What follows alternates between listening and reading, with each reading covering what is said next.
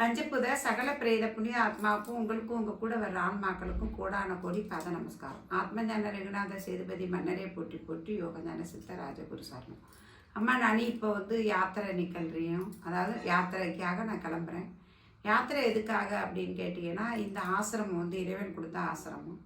அந்த ஆசிரமம் மக்களுக்காகவே நான் எழுதி வச்சுட்டேன். அந்த ஆசிரமம் நான் எனக்கு தூங்கி எட்டிக்கும் போது எனக்கு நிரந்தரமான தூங்கின மாதிரி ஒரு உணர்வு வந்துச்சு. அப்போ என்னென்னா, நம்ம எப்படினாலும் மனிதராக பிறந்த ஒருத்தவங்க இறக்க வேண்டியது வரும்.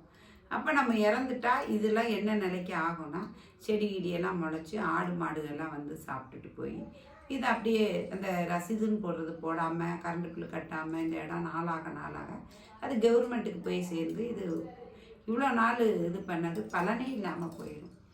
அப்போ நான் இறக்க போகிறது என்னுடைய ஆத்மா இறைவன் நீ எப்படி நான் சிவனை இப்போ நான் தலையில் தூக்கிட்டு சிவன் அசிரதி மூலியமாக எனக்கு சொல்லப்பட்டு நான் எடுத்துக்கிட்டேன்.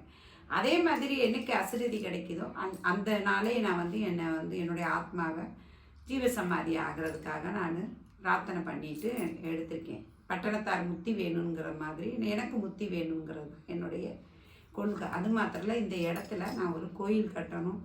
அந்த கோயில் கட்டுறதுக்காகவும் நான் உலகமெல்லாம் தமிழ்நாடு பூரா நான் யாத்திரை போகிறேன். நான் தலையில் சம்மந்தம் பண்ணியே நான் போகணுங்கிறது தான் என்னுடைய வேண்டுதல்.